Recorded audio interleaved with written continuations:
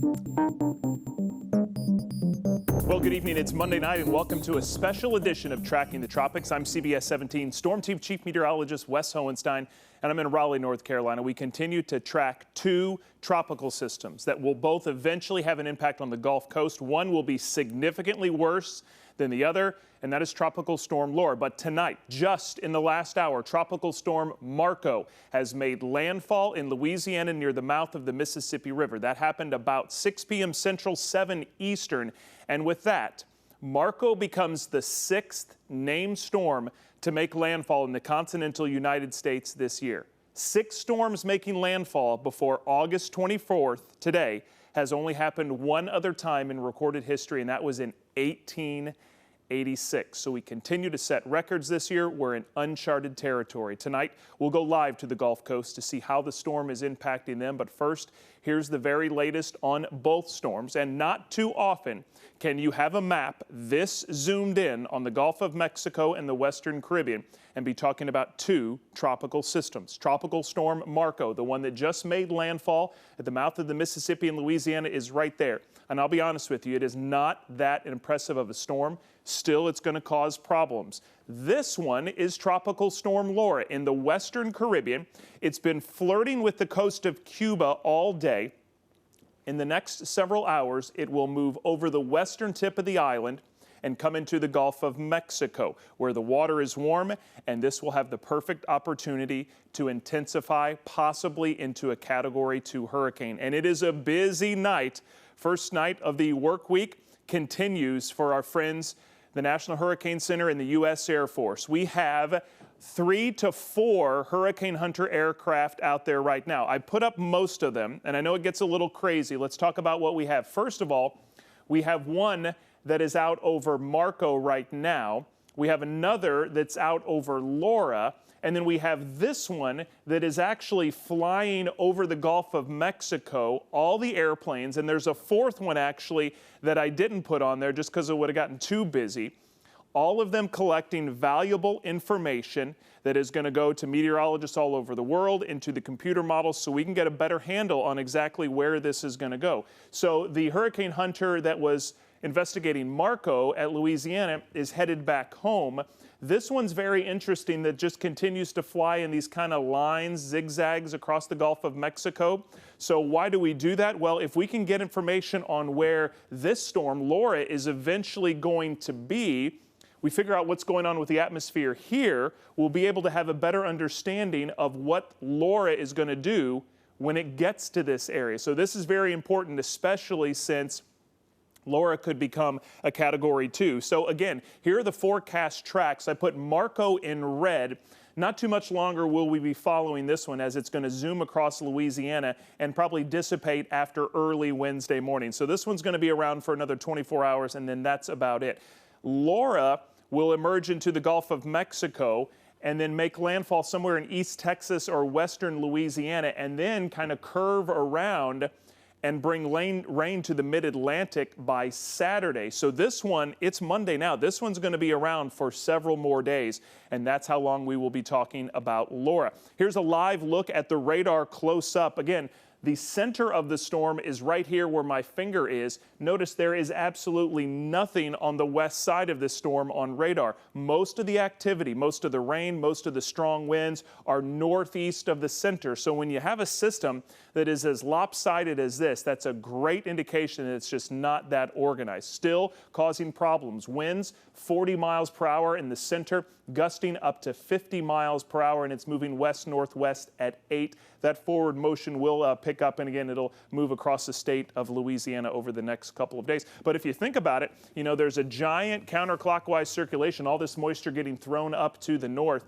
into parts of Florida and Georgia, Alabama. So that's what's going on with the current conditions. Here again is the track from landfall to about 36 hours from now. This will dissipate as it brings wind and rain to parts of Louisiana. The bigger storm, the one that's going to be more impressive meteorologically and unfortunately probably cause more problems, is Tropical Storm Laura. Still a tropical storm, but once it moves into the Gulf, expected to become A hurricane. The latest from the National Hurricane Center, and these numbers were just updated a couple minutes ago, 65-mile-per-hour winds. That is a little bit of an increase, gusting up to 70. The pressure is down a little. Remember, when we start to see the pressure go down, that tells us that the storm's getting stronger. And then it's moving west-northwest at 20 miles per hour. Kind of a fast mover now, but it's going to have plenty of time to sit over the Gulf of Mexico. And here's what we expect to happen.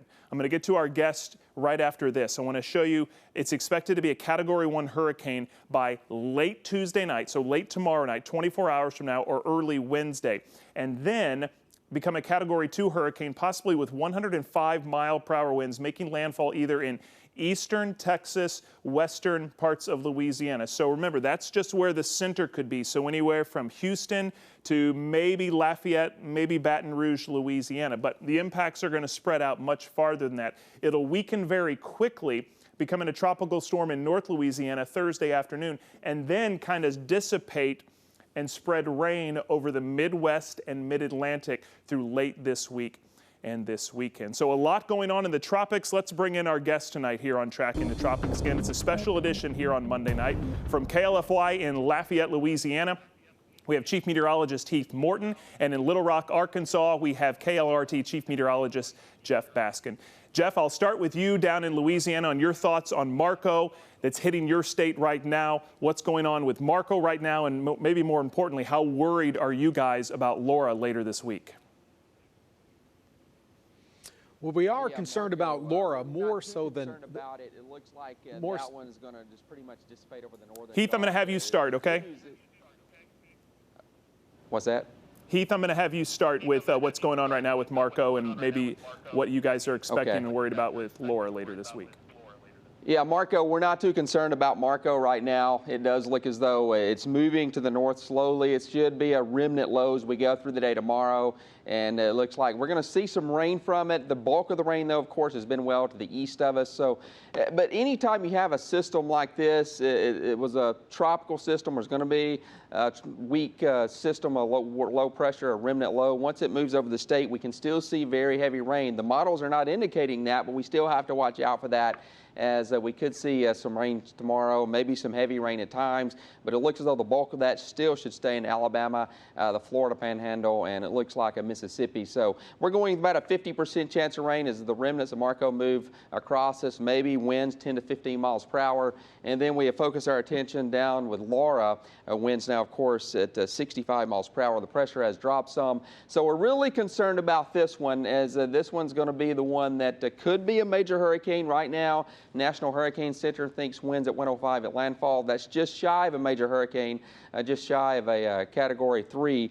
But as we know, with intensity forecasts, sometimes the models underestimate, so we have to keep in mind it could be a 3, maybe a 4. Right now, the track, of course, looks to be over the western parts of the state, maybe eastern Texas.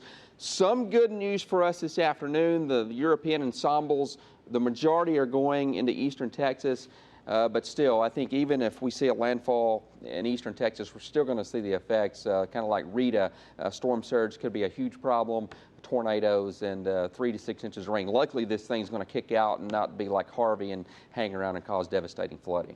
Yeah, slow-moving hurricanes have been a problem all over the country the last several years. Heath, hang tight with us. Jeff, I want to bring you in. You spent a lot of years in Louisiana. This is something you're very familiar with. You're joining us from Arkansas tonight, though. Talk to me about what you're seeing with the storms out there, Jeff, and maybe more importantly, why Marco has been so lopsided and so disorganized the past 48 hours. Well, Marco has really fallen apart quickly, and I know that may be a little bit confusing because you're thinking, well, the waters are plenty warm. What happened there? Why did Marco weaken? And the reason why is because we have this big trough in the upper atmosphere extending well down into Mexico, and usually large for this time of year. And on the eastern side of that trough, we have some strong southwesterly winds in the upper atmosphere. You can see those winds coming out of Mexico, across the Gulf of Mexico, and right over Marco. So what wound up happening was those strong upper winds sheared the system apart, where all the mid-level circulation and a lot of the associated moisture wound up moving towards the north and northeast, with the low-level circulation being left behind. And because of that strong shear, very difficult for the convection to redevelop around the center. So what's happened is the storm has filled in very quickly, the pressure has gone up, and because of that, the winds have really come down. Now, there's really not a whole lot of rain activity around the center of Marco. It's actually now made landfall near the mouth of the Mississippi River, and that low-level circulation will likely slowly drift west tonight along the Louisiana coast, but that shear is going to stay pretty strong overnight into tomorrow morning, so that area of low pressure will likely just fizzle out with that strong wind shear. However, that's going to change because take a look at the forecast wind shear. Strong wind shear right now over the western Gulf, but as we get towards tomorrow, look what starts to happen. That wind shear actually starts to dissipate a little bit. Actually, that should show that starting to move away. It did earlier, but the wind shear starts to die down, and that paves the way for Laura to move into the Gulf with much better conditions, or much more favorable conditions, I should say, for intensification. It looks like that's what's going to wind up happening. Just because Marco fizzled out before landfall, that doesn't mean that's what's going to happen with Laura. It's very likely the opposite is going to happen, with the potential for rapid intensification. Yeah, Jeff, that's an excellent point. Let's bring Heath back in Louisiana. How worried are you, Heath, about those really warm waters? I mean, some of them close to 90 degrees in the Gulf of Mexico, and without that wind shear, as Jeff said, Heath, I mean, Laura could be bad news. Yeah, I'm pretty worried, Wes. I'll tell you what, the waters are really warm. The wind shear really lets up. Now, we knew earlier in the week that the wind shear is going to be pretty persistent over the northern Gulf with that upper level low that just kind of set along the southern Gulf Coast all last week. But that's lifting out, and the winds relaxing the upper levels. So that means everything is there for rapid intensification, and I'm really concerned about it. We haven't had a major hurricane to hit the state since 2008. That was Gustav, and then of course the stronger one before that was Rita back in 2005. And one thing that does concern me, Hurricane Michael, about 60 hours, 72 hours out, the forecast was very similar with a Cat 2, maybe weak Cat 3 hurricane, and we saw what that did. And the good news here, though, I think, is it's going to be moving pretty fast. So it's not going to have maybe as much time to intensify, but it could intensify in a hurry before it gets to either Louisiana or Texas. So that's what concerns me, is that the rapid intensification. And once it gets over the Gulf, we'll have a better idea of how fast it does intensify, because it may not even become a hurricane until sometime late tomorrow night into early Wednesday. They're making landfall early Thursday morning. So we're talking about a very fast intensification there. But with it moving to the west-northwest at 20, approximately 900 miles away now from the coast of Texas, Louisiana, so it would have to average 16 miles per hour at speed. So it's moving, and the good news is with that is it may not strengthen as fast, and also it's going to kick on out of here, and we're not going to see it hang around. But I am concerned, I'll be honest. It's been a nerve-wracking weekend looking at everything, and we're right on the edge. I'll tell you, if it moves just a little farther east, we're going to be in the brunt of it. A little farther west, not as much, but Rita hit along the Texas-Louisiana state line as a Cat 3, and that did a devastating damage to parts of West Louisiana. Of course, the storm surge was devastating along the coast. So we're watching it. I'm watching every model as they come out, trying to dissect every little piece of information I can get to try to figure out what this thing's going to do. Heath, actually make a great point. A lot of people are going to wake up tomorrow morning, and it could probably still be a tropical storm, and I hope they don't think that it's going to stay that way, because it's not expected to. One of the first things I showed was all the Hurricane Hunter aircraft out there investigating these storms tonight. Jeff, we're going to feed all that information into the computer models. Can you kind of run through what we're seeing tonight in all those computer models? Well, we've seen pretty consistently the models showing a little bit more of a westerly path, more towards western Louisiana and even the upper Texas Gulf Coast. And in between the tip of Cuba and the western Gulf Coast, we have a lot of warm water. And as we were talking about the potential for some rapid intensification coming up as we go into tomorrow. And the reason why we have some very warm water, this graphic here, it doesn't show just the sea surface temperature, but it also takes into account the depth of the warm water, the heat content of the water. And very high heat content water can really give a lot of fuel to storms. So once Laura starts getting away from Cuba, it's going to be moving over some of that very warm or that very high heat content water, and that's going to allow for it to potentially strengthen quite a bit. Although then it moves across an area where the water not quite as warm, and part of the reason for that is a little bit of a cool wake possibly left by Marco, although Marco was not a tremendously strong storm, so it didn't do a whole lot to cool off the water. But then it moves through another area of some very warm water as it moves towards the western Gulf, and again, that's going to provide more fuel, and that's why there is the potential that this could become a major hurricane. Category 3 or higher constitutes a major hurricane, and the impacts go up quite a bit when there's a big difference between a Category 1 and a Category 3 hurricane in terms of impacts. Now, as far as the computer guidance that we're seeing tonight, we've seen a real cluster across western Louisiana, pretty close to Lake Charles as well as Port Arthur, but there's also been a group of guidance that's been showing a little bit more of a westerly track, possibly taking it closer to Houston. So those of you in Houston should certainly not write off the storm. Don't assume that it's going to go right into Lake Charles and not impact the Houston area very much, because still a lot of guidance showing that it could go a little bit farther west. Not seeing a whole lot of reliable guidance showing a quicker turn into southeast Louisiana. The models have done a better job really initializing that ridge of high pressure that's been building across the eastern Gulf that's going to shove Laura a little bit farther towards the west. The bad part about that is that it means a little bit more time over water, and that means more time for strengthening. Yeah, good point, Jeff. Heath, I want to bring you back in Louisiana. You know, we are getting into the end of August. I mean, the year is flying by. We're dealing with this pandemic. September, though, is one of the busiest parts of the whole season. You know, we've made it through record territory already. Talk about, you know, what's to come, you know, the next 6 weeks. We're just really ramping up, aren't we? Oh, yeah. I mean, I've been here 13 years, and it seems like the last week of August and through September is when we see most of our tropical activity. So the peak, September the 10th, we're still a few weeks away from that.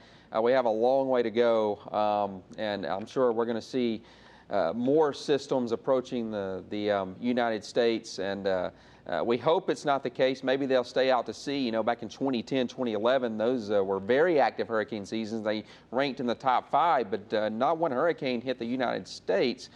So you can have very active seasons with nothing, but then you have Andrew and back in 1992, which that was not an active season, but people remember it because of Andrew. So have to be prepared regardless. And you know, the Gulf has been very active over the last couple years. You know, we've seen a lot of action. Harvey, Michael, now Laura, and you know, Hannah earlier this year, Barry last year. So you know, we have at least, I would say, here across South Louisiana, at least another month and a half of action that could happen. So this is not going to be the end of it, I don't think, of course, with storms threatening the United States and hurricanes. But yeah, once we get to mid-October, I'll start feeling a little bit better. But really, it's November when I really start to feel a lot better about tropical season. Tropical meteorologists don't book vacations until November. Heath Morton, good stuff in Lafayette, Louisiana tonight. You guys stay safe. Good luck with Laura. We'll check back in with you throughout the week. Jeff, I want to real quick take a pause here. I want to talk graphics real quick, and then I'll get back to you, Jeff. But remember, Heath made a great point that Andrew hit this time of year. I believe today is the 28th anniversary of Andrew hitting South Florida. Andrew, the first named storm, the A named storm. In 1992, they were getting the first named storm of the season at the end of August. Look where we have come already this year. We're already on the M named storm. We have gone through almost 2 columns of the list. It has been a very busy season. I want to add in something. Every name you see underlined here, Cristobal, Eduard, Faye, Gonzalo, Hannah, Isaias, Josephine, Kyle, Laura, Marco, have all been the earliest forming named storm on record. And guess what? The next named storm could likely be happening too. I want to make one more point about what Heath was saying. Remember, the season starts June 1st. It officially ends November 30th. The peak of the season is on September 10th. So over the years, the National Hurricane Center has put together the average storm activity on any given day, and it peaks September 10th. Well, look where we are here today, August 24th. We are just getting ready to really ramp it up to what is the most active part of the season. So for the next 6 weeks, and I know it'll fly by like everything else has, but we expect more activity to continue. So let me wrap it up with this. I'm going to bring Jeff back in at Little Rock, Arkansas. Jeff, let's talk about what else is out there, because we would expect, the way this season has gone, for something else to be rolling off the coast of Africa. Talk to us about what else is going on in the Atlantic right now.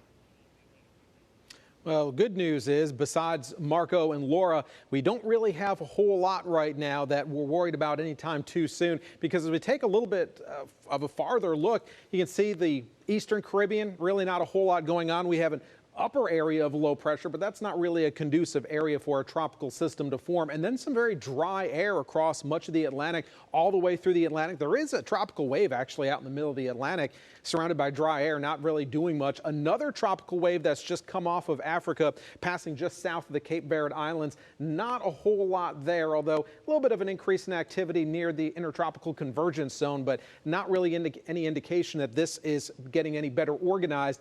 And then a stronger tropical wave that has not yet emerged off of Africa. This is still a couple days away from coming off the coast. And actually, looking at some of the guidance today, the European model is showing that that next wave could develop. But however, that wouldn't be at least until the early part of next week. So at least we are going to get a break for a few days, where we're going to at least have no active tropical systems in the Atlantic. And for late August, we'll take it, Wes. Yeah, music to all of our ears. Heath Morton in Louisiana, Jeff Baskin in Arkansas. Thanks so much for being with us on tonight's Tracking the Tropics. Good luck the rest of this week. We'll be continuing to keep an eye on what's going on in your neck of the woods. All right, so let's take a break from what's happening right now with the history that we are making. You know, it was a close call, having two named storms in the Gulf of Mexico at the same time. Now that Marco has made landfall and Laura is technically still in the Caribbean, it didn't happen this time around. But CBS 17 Storm Team meteorologist Brian Hutton Jr. explains there's another rare event that belongs to the Gulf of Mexico. It has happened before. Multiple storms spinning in the Atlantic Ocean at the same time. While Marco and Laura grab headlines as two systems that could impact the same area within days of each other, this feat is nothing new. Most recently, Hurricane Irma impacted Puerto Rico on September 5th, 2017. Then, Hurricane Maria slammed ashore 15 days later on the 20th. Just last year, 6 named storms existed in the Atlantic and Pacific Oceans at the same time. 4 of those storms were in the Atlantic, including the very short-lived tropical storm Imelda. That tied the modern record for most active storms at the same time that was originally set in 1992. The Gulf of Mexico has had 2 active storms at the same time twice, 1959 and 1933. Tuesday may make it the 3rd time this has ever happened. There have never been 2 hurricanes at the same time in the Gulf, but it is home to some other hurricane records. In September 1933, a Category 3 hurricane hit the Treasure Coast of Florida. Just 23 hours later, a Category 3 hurricane made landfall in Brownsville, Texas. This set the record for the shortest time between U.S. hurricane landfalls. For CBS 17 News, I'm meteorologist Brian Hutton Jr. Okay, good stuff, Brian. So Marco has made landfall officially tonight in Louisiana. Laura could be the bigger and badder of the 2 storms, and we will continue to keep an eye on it right here for the next couple of nights. We appreciate you joining us on this special edition Monday night, Tracking the Tropics. We'll be back Tuesday night, same time, same place, for more Tracking the Tropics. Live in Raleigh, North Carolina, I'm Wes Hohenstein. Have a good night.